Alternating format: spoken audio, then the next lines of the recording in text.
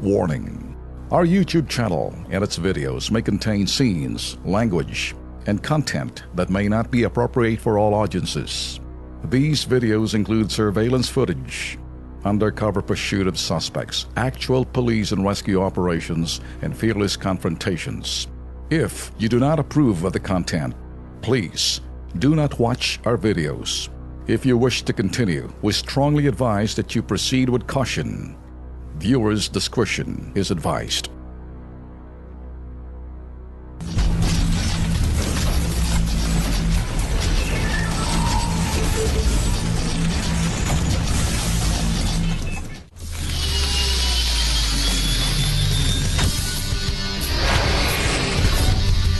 Kanina pa natatawa rito kasi itong mga nirereklamo itong complainant namin, yung mga puro pasaway doon towing company. Anyway, kasama po namin ngayon si Mang Rodolfo Robasto, isang taxi driver. Magandang tanghali po, Mr. Robasto.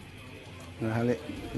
Sir, nirereklamo nyo ang PMA Tracking and Towing Services. Akala ko RWM naman. Iba ito. Iba. Ano nangyari sa taxi? Tino kanina. Kasi kayo na, sir, mag-alas 5 yun, labas alas 4, nagbaba ko ng pasahero doon sa residensya na yan, sa harap ng Caritas. Tapos pag ano ko, saglit lang, parang nakita ko, hinahabol nila yung truck na biglan lang inubertikan ng towing. Tapos nagtatalo sila, ayaw ibigay nung lisensya nung truck driver. Kwento mo na yung sa iyo. Oo, kasi yung naabala ko doon, sir, nangisyoso ako doon sa ano na yun eh.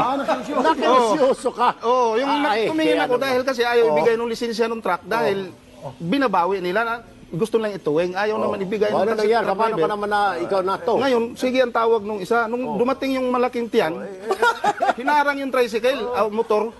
Pati kami idamay doon. Sabi ko, teka, pati kami isama dito. Nangisuso lang kami rito. Sabi ko. Di ngayon, inaabante ko. May naipit naman na hindi sinasadya. Naipit yung mama dahil siyempre aalis ako. Sabi ko, ba't yun lang ang ano nyo? Bakit pati ako idamay nyo kami rito? Na-towing. Di, inano ko yung sabi ko, dalhin ko sa ospital yung inatras ko. Sabi ko, itabi na lang natin to. Sabi ko, itabi ko na lang yung taxi ko kasi may naipit. Dalhin ko sa ospital.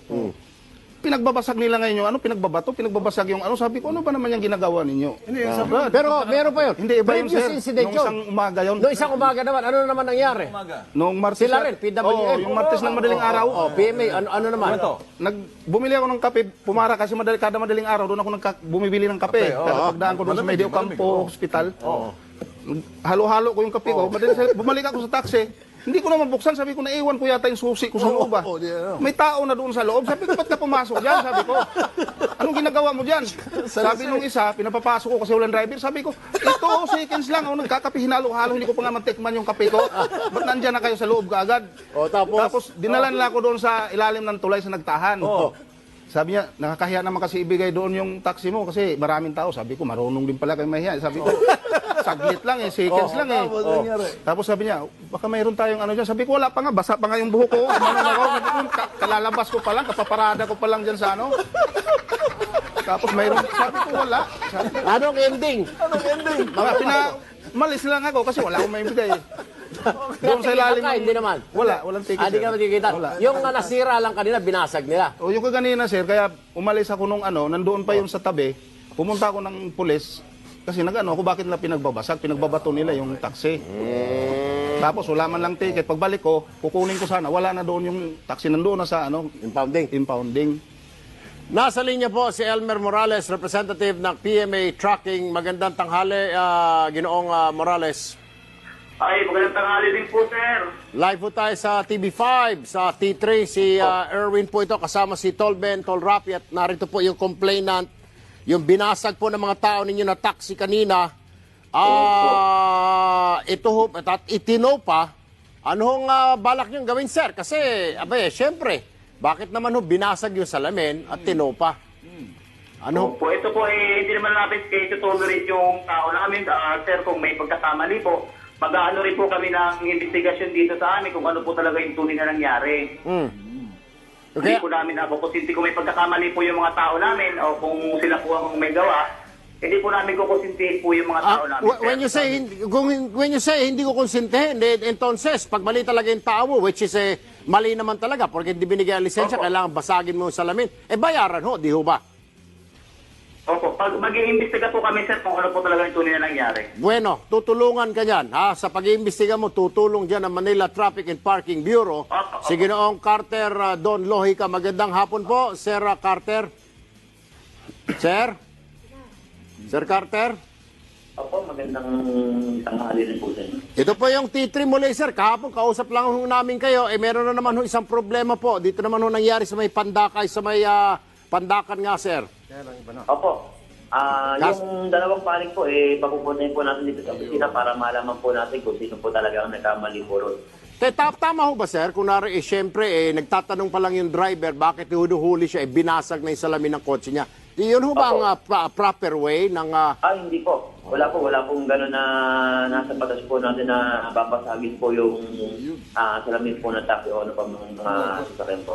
So, entonces, sir, patawag niyo po, sir, yung kabilang grupo. Sasamahan namin na may itong taxi driver, sir. Para kailangan bayaran po siguro yung Opo, damage. yun po yung talagang kailangan po na managot sila sa nangyari po na sana po yan.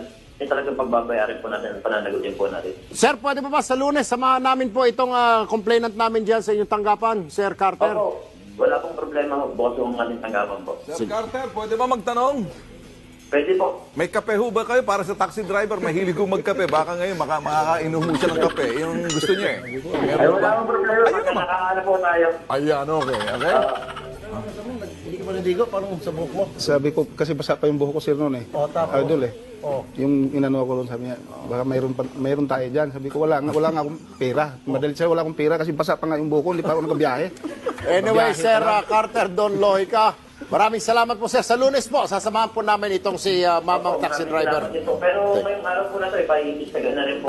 Ayun. Oo. Anyway, sige po. Sir Elmer Morales ng PMA Towing. Baka meron siya mensahe kay Pero Edna. ano lang po siguro kung tutulong din po kami. May pananagutan po talaga kami. Kami po magpapalit sa magsalita. taxi. Tapuntahin na lang po dito yung driver. Sir Ernest, sandali lang, Mr. Morales, may sasabihin sa yung taxi driver. Sige, kausapin mo siya, sir. Sige na. Sige. Sir, yung mga ano dyan, yung tauhan naman ng ganina, katulad ka ganina na nangisyuso lang ako na pati ako idadamay. Wag naman gano'n na tuloy nakaipit ako ng paa ng tao dahil aalis ako eh. Dahil ayaw ko magpatuwing.